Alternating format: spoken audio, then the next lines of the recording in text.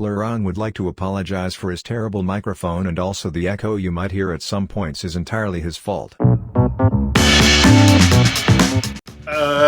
Well, I can give my own opinion. You will get depressed from the very start of the show, I guess. And well, this is a chicken chess club, so yeah. If you can't stand playing badly, don't play. You both have been very, very helpful. Thank you. Peter, do you recall the nude beach in Palanga? What happened to the nude beach in Palanga? Well, it basically come to a fight with an elderly woman, if I remember correctly. Hello, everybody. I'm Grandmaster Jan Gustafsson. Welcome to the third episode of the Chicken Chess Club podcast, where I'm once again joined by my dear, dear friends, Grandmasters Peter Heine Nielsen and Laurent Fressinet, to talk about everything chess. Laurent, how are you doing? Did you play Bundesliga over the weekend? No, I'm on vacation actually. So in the south of France, a lot of sun. It's great. It's very enjoyable as always. You will get depressed from the very start of the show, I guess. I'm depressed by your audio already. What are you recording with? I'm testing a new microphone. This is my traveling microphone, which is not great. So I apologize to you guys and to the guys who are listening. So I will let Peter speak more than usual. Wow. How is life, Peter? Life is so. I mean, on the good side, last week the golf season started in Lithuania, but I played so much that, well, actually, the first two holes I played so well, I thought, okay, I haven't played for 7 years, but I seem to have improved even so. That was unfortunately not the case at all, and I think everybody who's done the same in chess know how that is. But I played so much, I got a shoulder injury already, so I had to take medications. Then I have been ill with fever in the weekend. I didn't eat for 2 days, which is kind of a record for me. So basically, it's been a crappy week, and well, work-wise too, as we will get to such. So no, I'm not really doing amazing like Laurent. I'm already annoyed by both of you. I'm on vacation in the south of France, golf season. Oh no, I hurt my shoulder playing golf. I played Bundesliga. I made 2 draws. I fell into a deep depression about not being able to play chess. What am I doing with my life? Sitting in German trains that are 3 hours late. It's been great. Yeah, I saw your games. It was a bit. You were pressing, yeah, on Sunday, but it was close. Thank you. That means a lot. Fauna. Yeah. No, I don't know how it is for you, but yeah, I haven't had much practice, which of course will be an excuse, but I still feel this deep dread when I miss such basic things, and I also need so much time to decide on any random move. It's rough. Any advice, Laurent, for adult improvers? No, I don't know. Yeah, take a phone with you. I don't know. Yeah, I mean, like, I mean, it should be banned. Yeah, to play without an engine. I mean, we are used to check openings with engine, and then it's very difficult to think by yourself simply. And I think we all have the same issue with that. So yeah, it's to make a decision. A very simple move takes 3 to 5 minutes. I wish. And you get in time trouble, and you don't know what to do. And yeah, no, it's the lack of practice is just the worst, I would say. Well, you can go my way. I mean, if you want to avoid playing badly, just be inactive and don't play at all.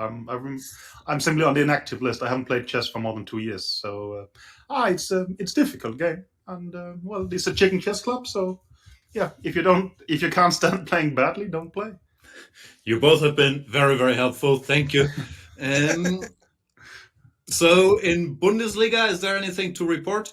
My team, Baden-Baden, which on paper at least is the strongest team, we won both matches, but I played board 4. Normally I'm like board 8. I think out of our top 10 in the lineup, they've played four games total. So I'm not sure, Baden-Baden. That's the approach. We need some big guns. Give me board 8. It's called Moneyball. You put in the guys who can give you the titles and such, right? I mean, I don't know, but I was also shocked to see you there, to be honest. I've played with you a lot of times, and you normally sit a bit lower, right? But it seems to be enough. Barely. Speaking of more positive Bundesliga things, I think last week I called out Nihal that we need a result because Pragnanandar was shining, Gukesh was shining, Erigaisi was shining, and he delivered. He showed up in Bundesliga, beat Mamedyarov. Good job, Nihal. Yes, it was a very good game, a very technical game, like some queen ending where he played. It was a draw, but he kept on, it was drawish, but he kept on asking questions and very good questions. So that was very, very impressive for him. And the main story of the Bundesliga weekend, I guess. Does that change the Indian talent power rankings, or is it still the same? They just put out the lineup for the Olympiads. I actually forgot where Nihal was put there, so I don't know. At least they have their own internal rankings. He's on the second team with Pragnanandar and Gukesh, while Erigaisi is the only quote-unquote young gun on the first team. Mm-hmm. Okay. Since we're talking about it, Vichy was not in the lineup. He's not playing, right? No. Which is weird. Do you have any information? He will be the captain, or? No, I don't know, but I don't know if I guess Vichy will be the ambassador there to some extent and such, right? I don't know which role he will have there, but I guess it's normal to let the youngsters play in a way. Also, I think he has paid his due and sort of been the founder of a new generation in India and such. He's not that young anymore, so choosing not to play seems rather logical and fair to me. Come on, Laurent. You know that pressing Peter for any information on Vichy is hopeless. We've tried many a time on many a topic. Nothing to get there. No chance. That's tough. Mm-hmm. All right. Let's move on to the chess of last week. The Champions Chess Tour ended, and it looked like it was a battle between Magnus and Pragnanandar for first place. Magnus being a bit sick, or at the very least on camera, it looked like that. But then he won his match against Pragnanandar. Looked like he was on track to take it all. But it didn't end smoothly. He lost to our boy Jorden. Laurent, were you surprised to see Jorden beat Magnus? We've witnessed some blitz games. Yeah, but it's always like that, in training. It's what I said to Dubov, actually. They were going to play this blitz in Isle of Man, and I told him, okay, if you play against Jorden, you will lose for sure. We know the story, because basically Jorden had a lot of troubles playing against Magnus and Dubov in the blitz games of our training camp. But when it comes to official tournaments, it's a different story. So it was, of course, a surprise. But Jorden is obviously a very good player. But Magnus lost as well to Shakria in the last round, which I think he has such a big score against Mamedyarov, at least in classical, and I guess the same in rapid. So that was really surprising, because when it's important match, generally Magnus he delivers. When it's important, he just wins. Peter, any inside information? Was he sick? Did something go wrong with the prep? He didn't feel it was that important. What happened? I can give my own opinion. Yeah, sorry, that was not what you were asking about, but I'll do it anyway. Well, I saw Magnus as quite dominant at times in the event. For instance, he completely crushed the winner, Duda. No doubts there. Well, Laurent mentions the match with Jorden, but he was doing well there, but he made an incredible blunder. He played Rook A2, and Jorden just took it, right? Basically just drops the Rook instead of having an overwhelming advantage. I forgot the move, maybe it was Bishop A6 or something like that. There was too many blunders. Also, the match to Lequan, for instance, was based on a blunder. and well, they were costly in that sense. But when Magnus was good, he was still dominant, I would say. Then, well, you asked about the openings, and I can say, well, that they were not ideal. So you can see that as some kind of self-criticism. I mean, we can't, come up with powerful stuff like one F3 all the time, of course. But Sure. yeah, I mean, no. Well, I would definitely have liked to help more if possible. But anyway, let's not be too flagrant here in Chicken Chess Club. And well, Magnus said it that well, he needs not only to be the best, but also to constantly prove it. And well, I think you could see that he's still the best, but he didn't prove it in this event. There was too many blunders, and well, he didn't win it. And oh, I agree with Fress that normally the matchup with Mahmoud Yarov, who has nothing to play for in the last round, should be brilliant in the sense that this is someone he usually quite dominates and such. But wasn't the case, and well, then he didn't win. Fair Is it enough. time for Peter to apologize for his sound? Because now he is. I can't hear you too well. But I was I just just making I myself just heard that comfortable. you agree with me, which makes me happy. Sorry. But in a way, for the on the positive side, it's nice that I mean it's not Magnus winning, so the competitive interest just is coming back a little bit because just Magnus was just winning all of them. It's nice. I'm happy for Duda because it's always very enjoyable to watch his games. I mean, it's very entertaining for the audience. I mean, he's just taking a lot of risk and playing for win in every game. So, so in a way, I think for the Champion Chess Tour, it's a good news that Magnus is not winning all of them. Yeah, it was a somewhat strange last round because Magnus and Pragnanda went into it with a 1-point lead, but then they both lost their matches fairly clearly. And then the battle all of a sudden was between Duda and Lei Kwang. Lei Kwang, had he won his last game against Jorden, I think it was tied 1.5, he would have won the event, but he didn't manage and Duda prevailed. Yeah, I agree. Always fun to see Duda play. Very exciting chess style. Still surprising given how, Magnus had dominated the match against Duda, that he didn't come through in the last round. But it happened. We talked to him. Also, I would say a bit of a comeback for Duda, right? Because Sure. he won the World Cup, qualified for the candidates, but since then he had a rather rough spell, I would say. He hasn't really sort of, at any point since then, reaffirmed that he belongs to the absolute world elite and is a contender to qualify for a world championship match. But no, he did well again, I would say. He had a great start in He the finished. Vike, and then he lost this big game to Mahmoud Yarov from a winning position, and that, I think, slowed down his momentum. Mhm.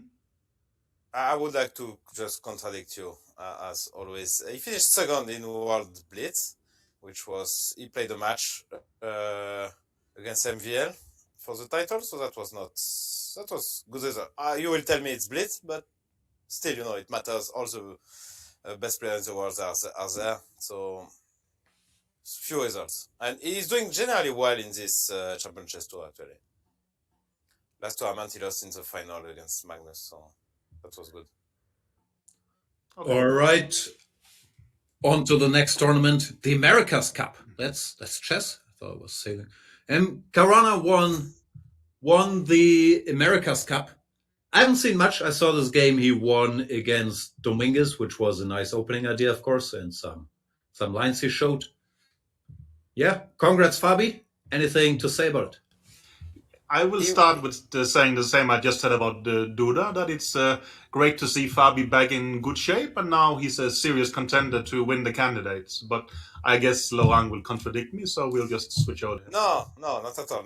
I saw your face. It's pity sometimes that people cannot see Peter's face. We should only put the Peter's face when I'm talking, actually. And it's very disturbing. So, Fabi, he beat Aonian in the final match. Another good game. He won few, I think, points. So I agree with Peter. It's great to see Fabi, who seems he really had a tough period, and now he seems to be back. And again, he will play in Grand Chess Tour. We'll talk about it later. But I think it's excellent timing before the candidates. Wow, this is becoming such a love fest. Not since commentating with Peter Leko I've heard that much. Great to see he's in good shape. He's such a good player. Like, you're rooting for everybody? I thought you're rooting against everybody and for Magnus. And Alireza in Laurent's case. Yeah, no, I'm rooting to have all people from candidates. I mean, I'm really, I already said in the 2 previous episodes, I'm really looking forward to the candidates. So I want everybody who's playing in candidates in great shape and have maybe the nicest tournament of the year. So that when Alireza wins, it's well deserved against stellar opposition. That's your plan. Exactly. Exactly. Well, I just want to make a remark. We are sort of mentioning that it's good to see Caruana in great shape before the candidate. I just want to point out that the candidates he won, he was in awful shape before the candidates in Weigensee, while the previous one that he didn't win, he was in great shape before it. Well, do we actually believe in this kind of form matters to that extent?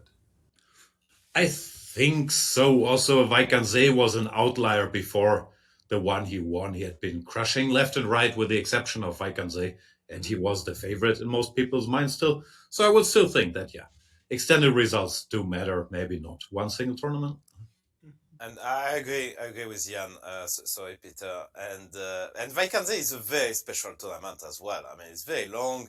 If you start poorly, then it's very difficult to find motivation. So I don't think you can take. I think Bucharest will be a better. Let's say it's a normal tournament, like you have 9 rounds. I mean, it's not that long. It's pretty normal weather in Bucharest, I guess. So, I mean, in Weigensee, it's so easy to get depressed. I mean, every time I went to Weigensee, at some point I was depressed. Even me. Me too, but had nothing to do with Weigensee. I mean, well, what are you talking like Weigensee? Like it's completely impossible to be there. I was going for long walks on the beach and the forest every day and such. It's like 10 degrees. Yeah, you are very happy. You go to the beach, you see nobody. You go to the forest, you see nobody. You go to the streets, to the city, you see nobody. I mean, like you are very happy, but feels like Palanga. Some people they don't. No, but it's like you're portraying like. Well, I have been to Wijk like 10 years ago when it was incredibly, snowy or windy, and you had to stay inside the hotel all the time. But it's really not like that at the moment, I can say. But I would recommend everybody to visit Wijk and say during the tournament. It's pretty lovely, I would say. With all this Foreest talk, it's a little off topic. But Laurent, we sometimes have this debate out of Team Magnus. Who do you think is most likely to be a serial killer? Yeah, but we had, I mean, there's no debate between us. Jan? I just did it for Peter's face, so I'm not sure it's worth. Yeah, we know. We know. You can make a poll. Maybe we should make a poll about that. But for me, it's very clear, I think, for you as well, Jan. But let's people decide. No, that would be an interesting poll. I have never heard this discussion before, and I would like. What, you've been present multiple times? I really don't think so, and I'd like to distance myself from it. But go ahead. That's what a serial killer would say. Yeah. Okay, moving on. Apologies. This Bucharest, that's the Grand Chess Tour, starts on Thursday, so tomorrow. Big podcast of that I am. Yeah, and many. I mean, three people were qualified for the candidates. So there is Alireza, Fabi, and Nepo. It will be very interesting to look at Nepo. No? Sorry, Rapport as well. Rapport as well. So it's 4. Sorry, I apologize on that. So, but I mean, the main for me, the main interest. I mean, two of them will be very interesting to watch.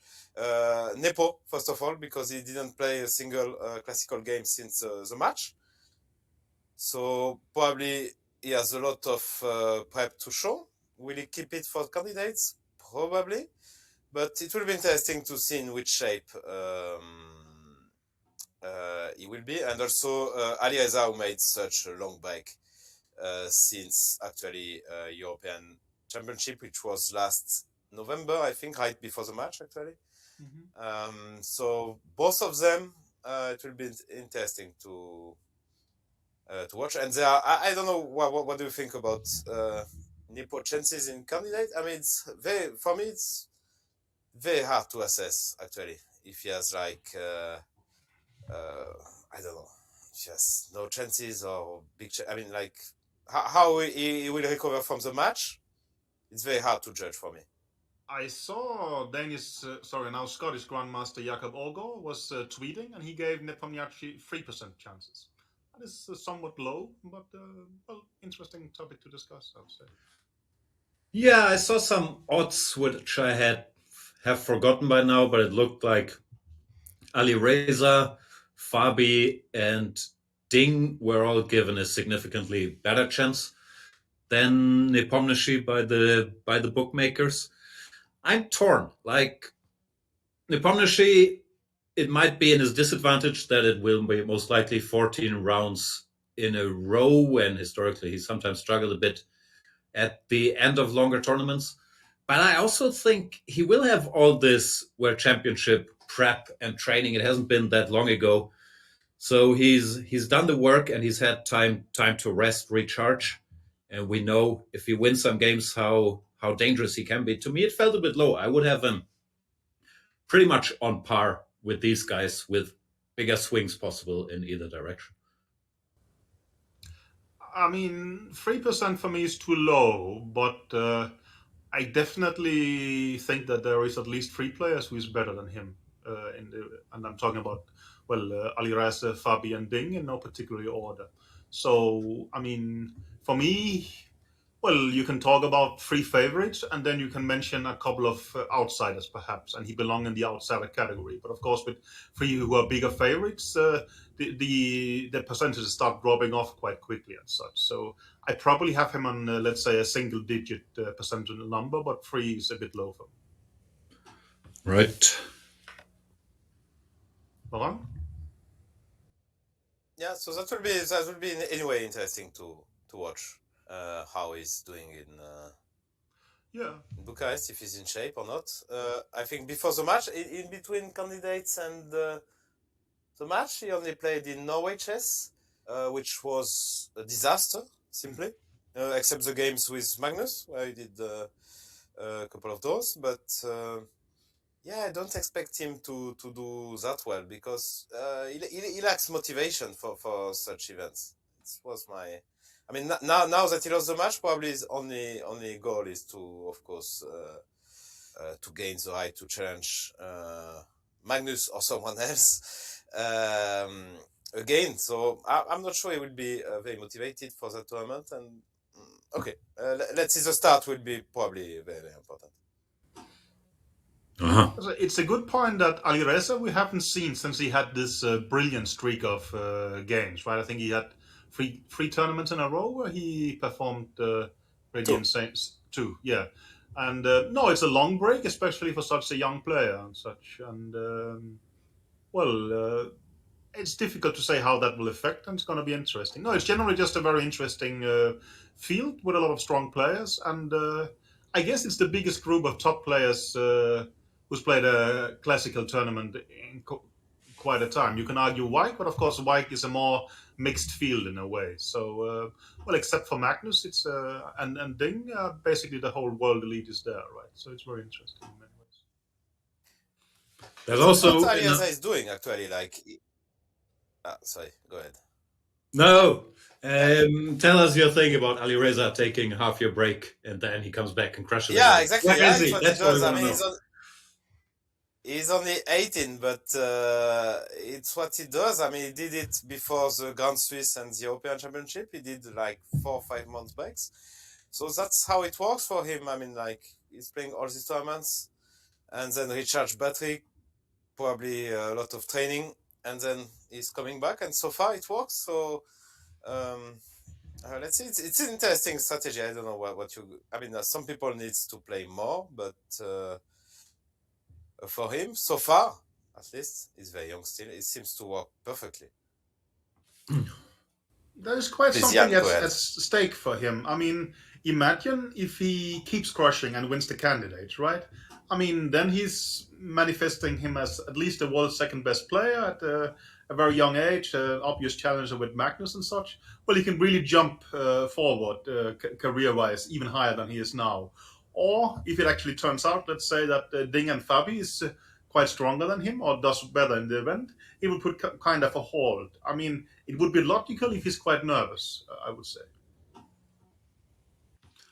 We'll see. I wouldn't think for the candidates. Maybe I wouldn't think for that one. No, of The course. stakes will feel so high. There's also another tournament starting, Sigeman, which is one of those where we usually say it's a fun mix between young and experienced players. I just want to see experienced players. Have the old guys. Kick Jorden out there. Kick, is Nils still young? Kind of young. Kick Arjun Erigaisi out there. Kick Niemann out. Put older guys in. Adams is there. Shirov is there. Navarra might be team old by now. I don't know how old he is, like in his 30s. What do we expect from that event? Adams and Shirov could actually play senior events, right? Yeah. I think, yeah. So, I mean, yeah. No, it's very interesting field and very, very funny on the paper. When you take the picture, you have a family. Yeah, Sigeman, well, Yes. it's a nice event, played it numerous times. I think I actually have won it even once. But, well, it's a traditional event. Yeah, but I wanted to make that point. Okay. I only played once, but I won it. I'm sure, 2014. So you both We had won this Sigeman. conversation last time. Let me see. But Laurent, did you It's ever not win sure. Hastings? No, but did you win Sigeman or not? So let's say, Peter. if I won Sigeman, Yeah.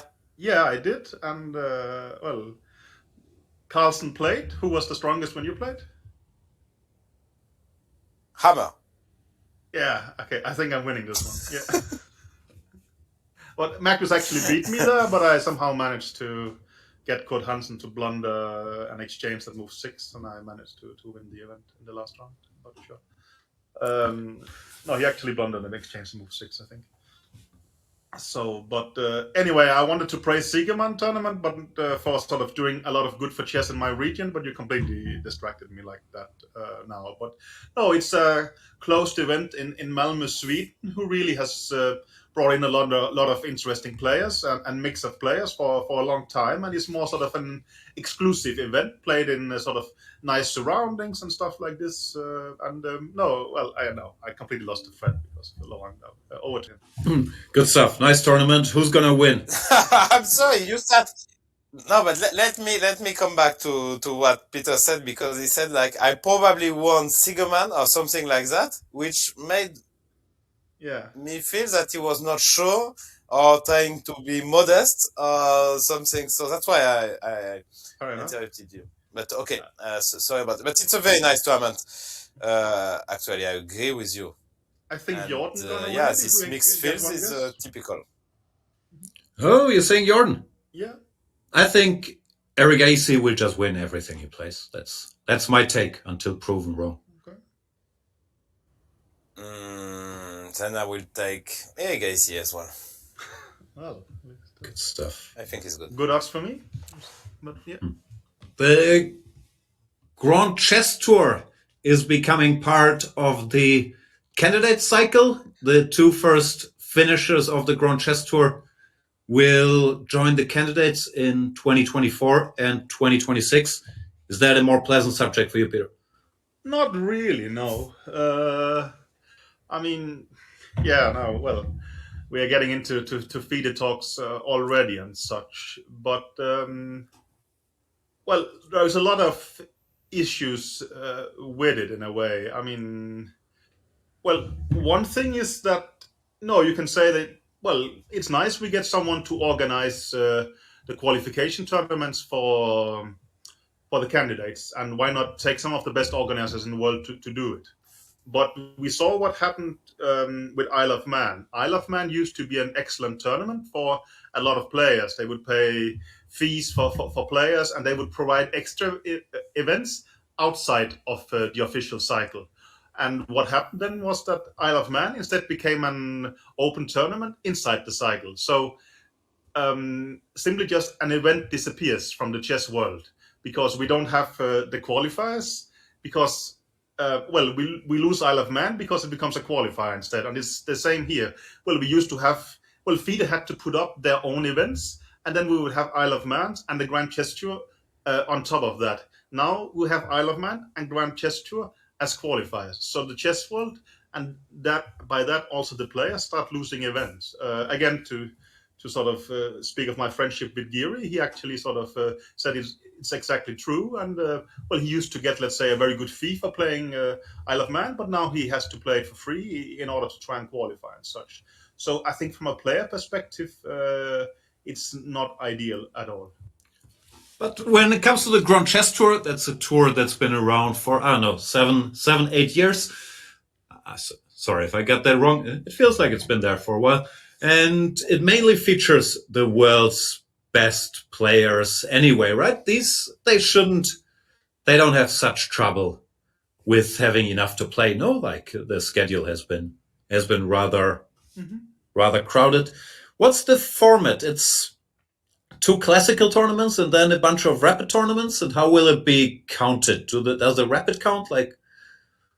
I think it's still under debate. Again, Scottish Grandmaster Jakob Aagaard was sort of getting into a Twitter infight with the General Secretary Emil Sutovsky on Twitter about it, where Aagaard was pressing,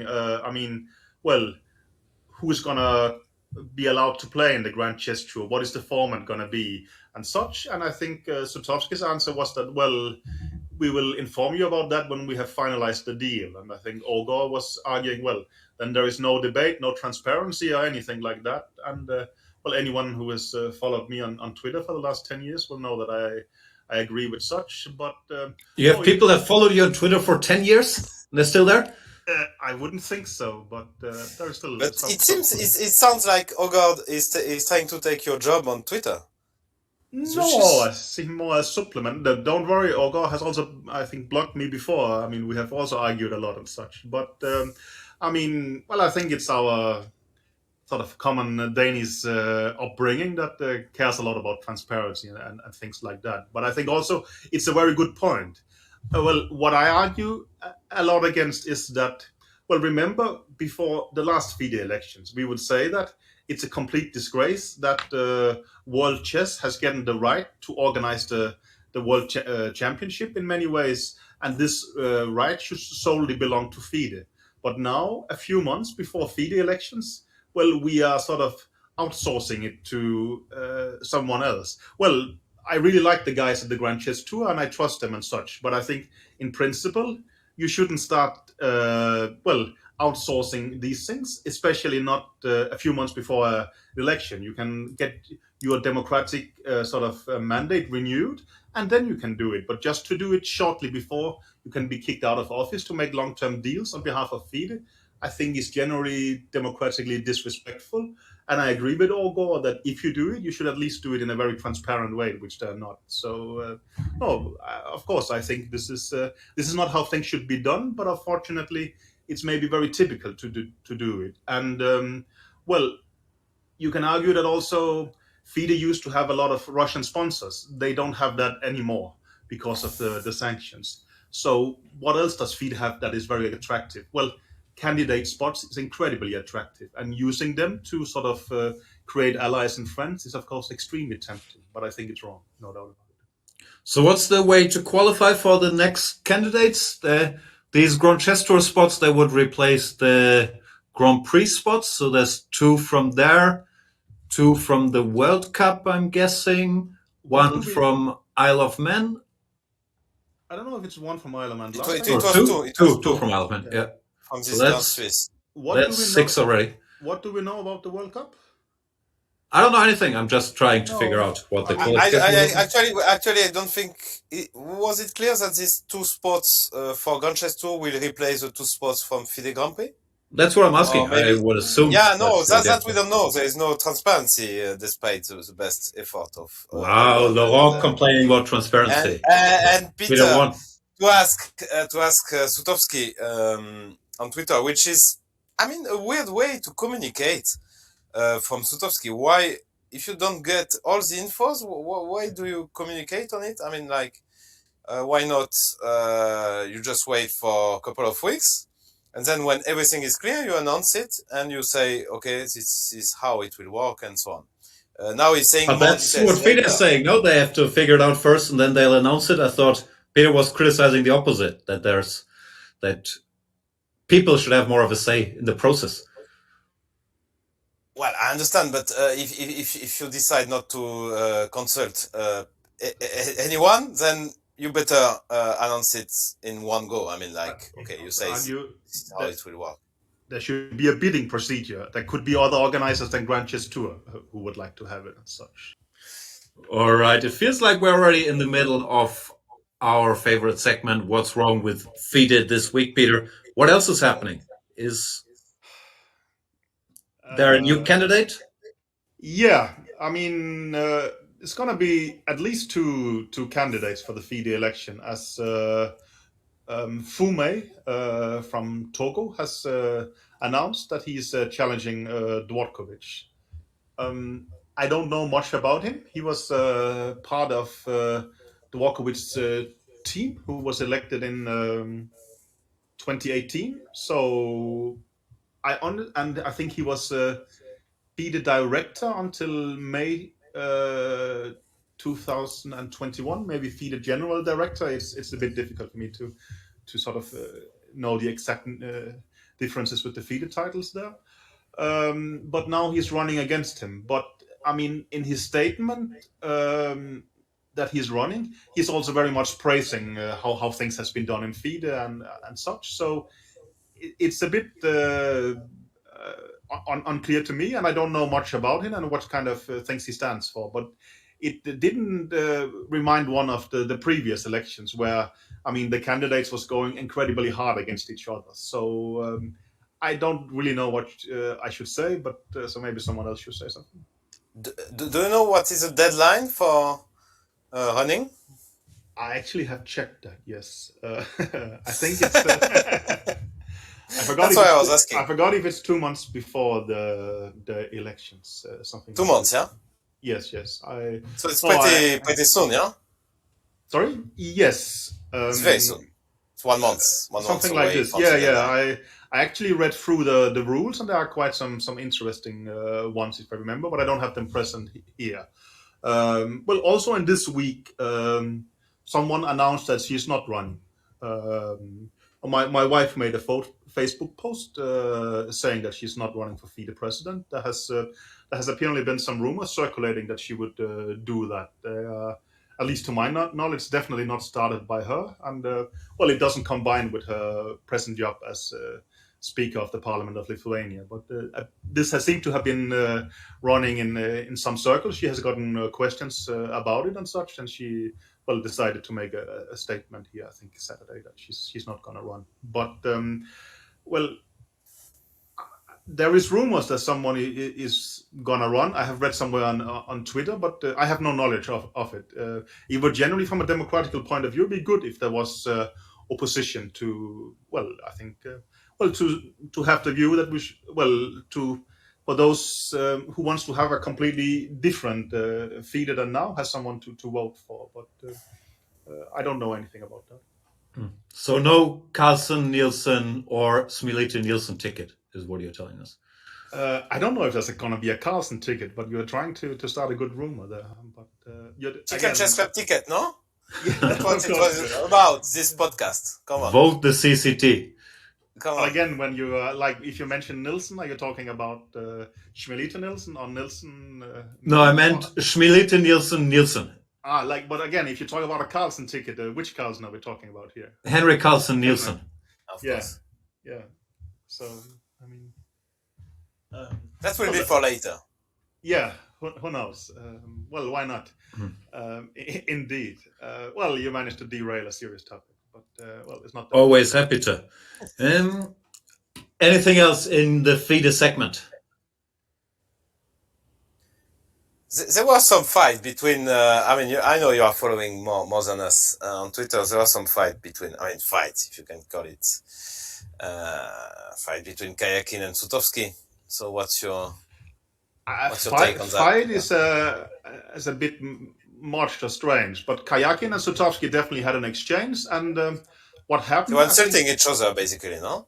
Yeah, I think some weeks ago there was. I think there is some famous Russian pranksters who would pretend to be Russian, sort of pretend to be some politicians and get in touch with sort of pro-Western persons or such.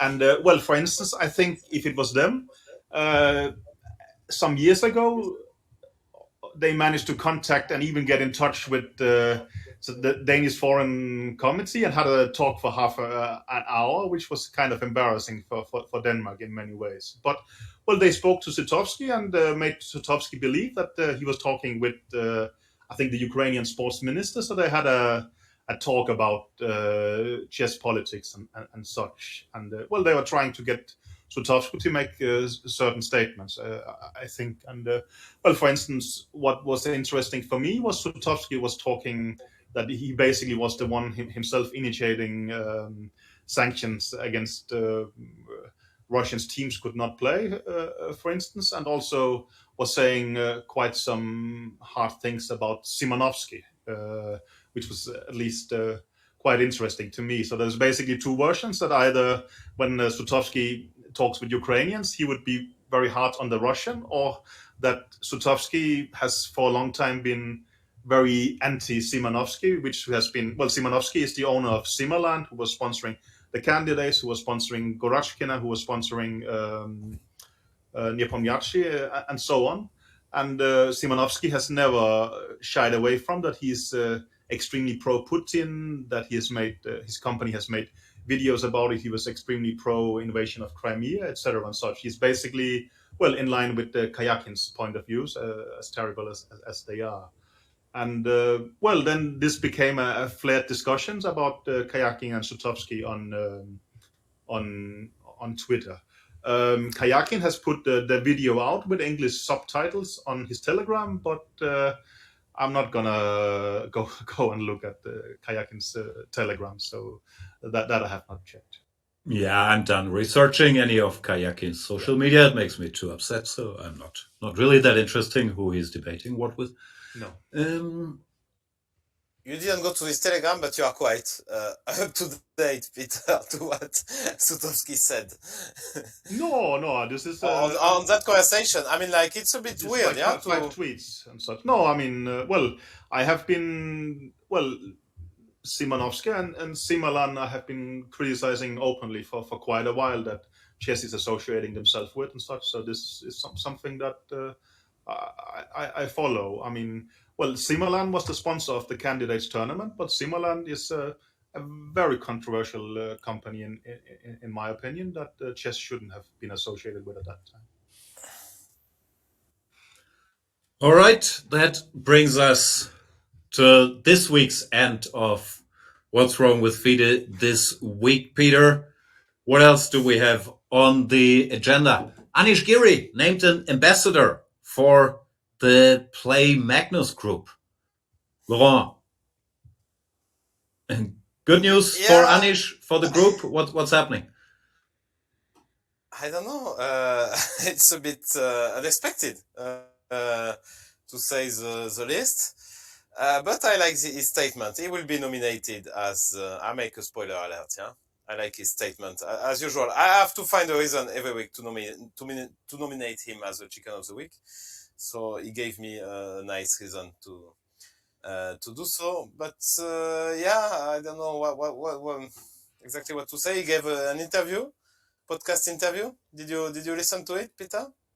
A bit, yeah. Well, I mean, Anish, I think in the chess world, number of followers and rating is king, and well, Anish has quite some of both of it. So of course he's a very attractive ambassador for a company. I can very much understand that. For me, it's not very surprising. Yeah, actually, he did a lot of chessable courses. I don't know how many lifetime repertoire, but probably 3 or something like that. So he was very much involved already with the group, and I don't know what is he doing. I mean, like, it's unclear to me what he will do more than now. I mean, yesterday I played a banter blitz with him, but I mean against him. I played a game, but yeah, I don't know. I don't know much. But How did it go? Tell us all about the game. I made a draw. Chicken Chess Club is there to Ooh. save. It was Anish against Chess 24, so it was 8.5. So it's always you should make sure to have a member of the Chicken Chess Club in your team, just not to end up on 0. That's great advice for World Championship matches. Yeah. All right. Peter, are you currently feuding with Anish? Is it a topic for another week? What's going on there? I think it's an eternal topic. This podcast has already been quite a while, so maybe let's take it another week. But of course, there's always a bit stuff ongoing there with me. It's if not, it's a slumbering conflict. It's not going to go. Let's take it later. Yeah. All right. That's a tease for whenever. Then let's get to everybody's favorite category, tales from the training camps.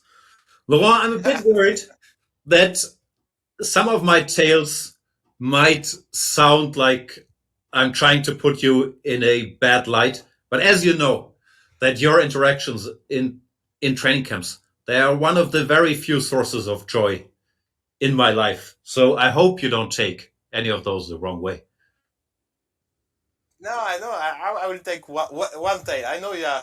Like when some food is coming, you always look at me and there is no bread. I'm very happy. I'm very happy when it happens. Yeah. Yeah, no, I see your face is already shining and you are looking at me. Very much so. And you think the situation is incredibly funny because I'm going to ask something. Yes. And no, I can feel it makes you. It's the highlight of your day during the time. Very much so. Yeah, I wasn't gonna start there, but since you're mentioning it, sorry, go ahead, Pedro. No. I also want to. I mean, I have completely forgotten about it, but I'm getting back repressed memories of the training camps in Krakow. Right? That we'll sit in this nice, fancy Norwegian restaurant. There is a great ocean view over the fjords and such. It's very beautiful. And in true Norwegian style, of course, they're trying to make things healthy and such. So they are serving us bread basket with black rye bread with different seeds and done in very nice things. And Laurent will always look at them and complain and just say, well, I need to have my sort of, white bread and nothing more. And they will not understand him. But after a week, they will get to it and just serve it all the time. But it's actually true. I'm not sure they ever adjusted to... Please, can I correct Peter, because Please. It's my favorite activity in this podcast. I'm not complaining. I'm asking politely if they have some different kind of bread. I'm really sorry about that. I'm not complaining. That's not true. No, that's fine. Court case, I would call in some witnesses here, but we have different views. Yeah.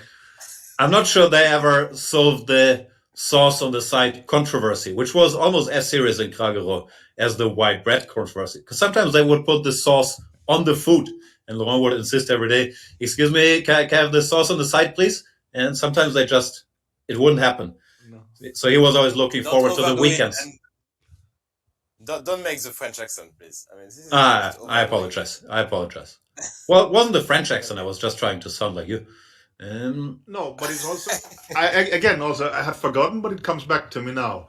But it's not like he thinks that it's a minor mistake. It's basically like it's a cultural insult, right? I mean, it's, you can't do such. You cannot ruin a meal by not giving me the choice of putting the sauce how I would like and then its quantities and things like that. Yeah, there's that. While we're on the accent, obviously, I'm not going to do it again, but I do recall there were some misunderstandings over the years, also with some Thai waitresses, when you asked one, excuse me, do you have white bread?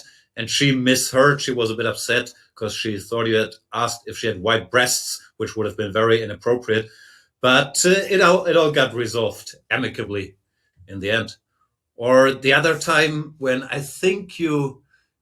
I mean, let's keep on the next episode, no? Oh, there's so much more. So, Peter, do you recall the nude beach in Palanga? What happened to the nude beach in Palanga?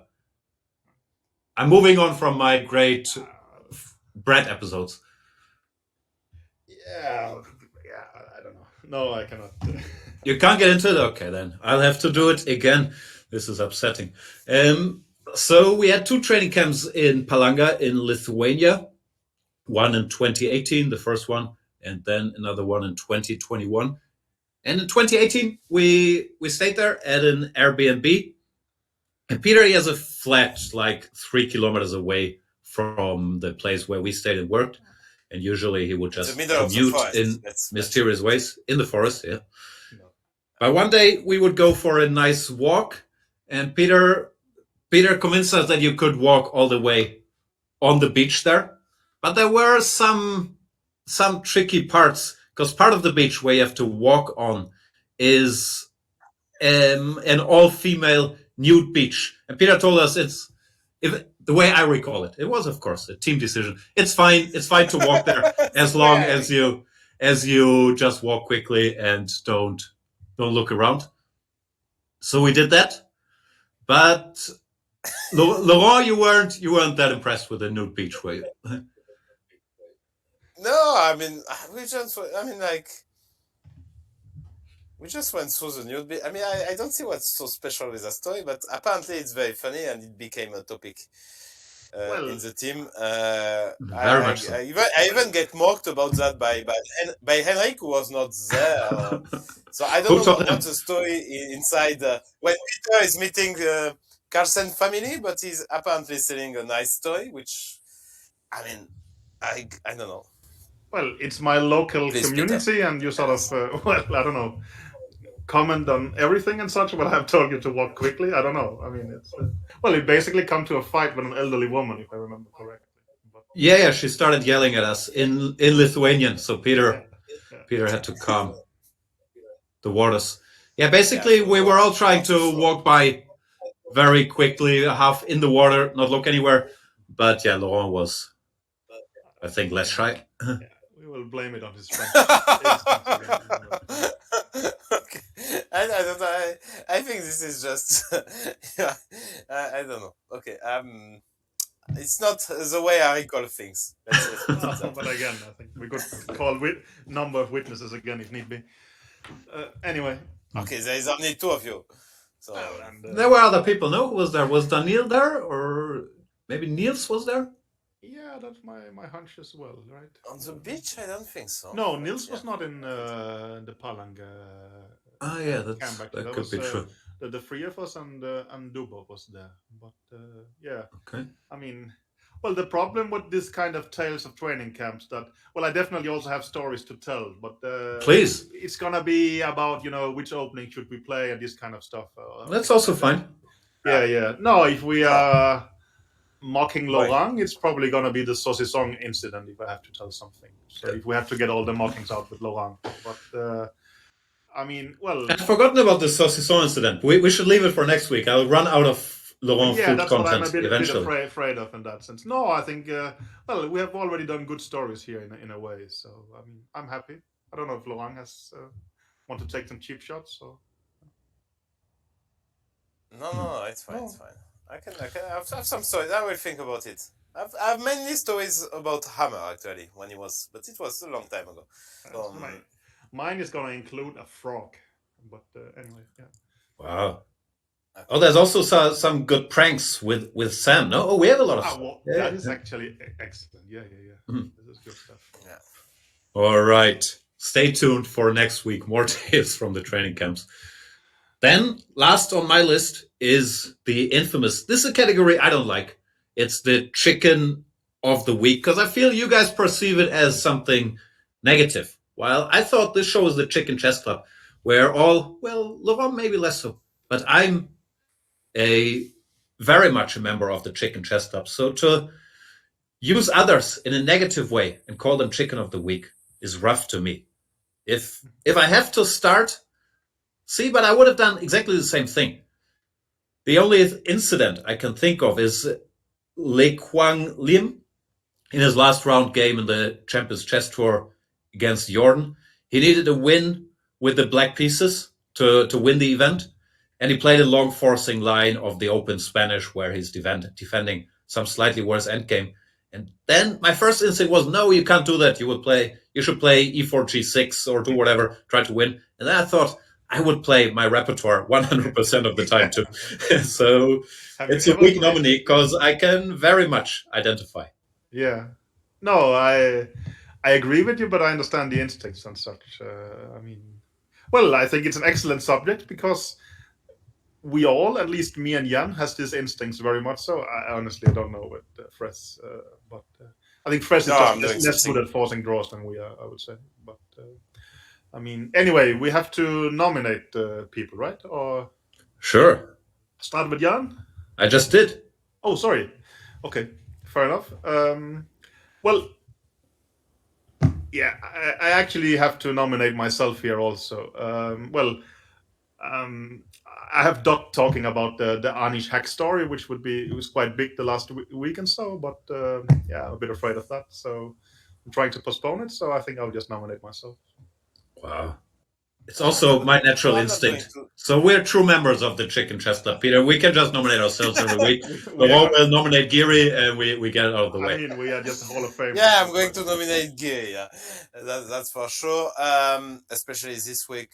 Because you probably remember, Peter, but a couple of years ago he said that there is some PR from Team Magnus because he's the main rival of Magnus and he's the most dangerous contender and so on. And now he joined playing Magnus group, saying, "I'm honored." I'm just reading loud what he wrote. But I'm honored to work under the guidance of the icon of our sport, Magnus Carlsen. So if you are the main contender, I don't think this is a good thing to say. I agree with what you say. It's clear that the icon of our sport is clearly Magnus. But for main contender, it feels a bit like if you can beat him, join him. So I don't know. I will just nominate Anish, as always. I think you're mixing up hypocrisy with the chickeness here, but that might have been a little tongue-in-cheek. He's a businessman. I think sure it's a good deal for him. But yeah, okay. Surprising nomination from Laurent. Yeah. Was a shocker. He has to stay silent for 1 week, and then I will be completely desperate. Or maybe I will nominate him because he's silent. Yeah. So, he'll find a way. Yeah, that would be always a way. Well, there's a will. I'm sure he made some draw in Mind Games 2012 that you can revisit. That's so. All right. I'm through with my list. Guys, any pressing topics that you feel need addressing? Maybe we should wish a lot of people good luck in these dangerous times, but maybe especially Ivanchuk deserves a mention, right? The poor guy was doing a chess stream video about his game with Magnus when you can start hearing air sirens in the background. And I think it's a good remembrance as well that we are living in this artificial chess world. Real things is happening out there who's much more serious and such. And I think it's... Yes, it's true that it's also very touching, that video, because it's clear that he heard it and then he's hesitating for a minute. Mm-hmm. And then he keeps on looking at this game against Magnus. He played a charity match, and that feels so unreal that let's hope that this will stop also as soon as possible. Odessa has a number of chess players, I think, living and probably still living there and such, who's getting bombed. So I think, it wasn't supposed to end on a sad note, but let's hope things improves. Well, it is the topic that dominates and should dominate everything these days. That. So we'll end on that note. Thanks everybody for listening. Apologies for all the mean things that were said, and see you on the next episode.